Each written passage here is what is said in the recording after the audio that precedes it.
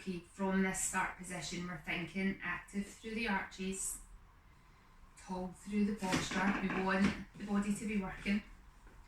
We want this to start to feel strong and comfortable. Now, if it feels like this is a lot of effort to hold this posture, this is where your practice stays. We go here, we come out of it, we come back in. If we're ready to add other movement on, opposite arm and leg could go out and then back in. So the toes are staying in contact with the floor as you slide out and slide back in. The ribs are staying stacked over the hips as the arm comes up and comes back in. When you're bringing that arm up, think about shoulder blade drawing back and down.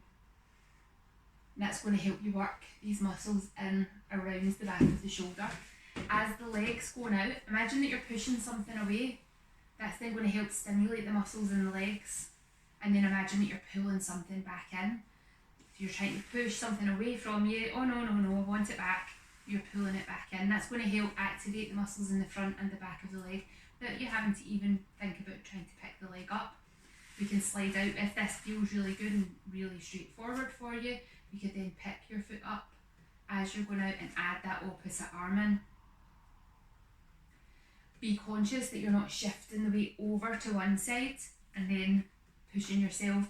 We want to try and keep this upper body in the centre line, extending out, coming back in, extending out, coming back in. So give that a go. If you've got any questions at all, you know where I am. Jen@IamJenWilson.com.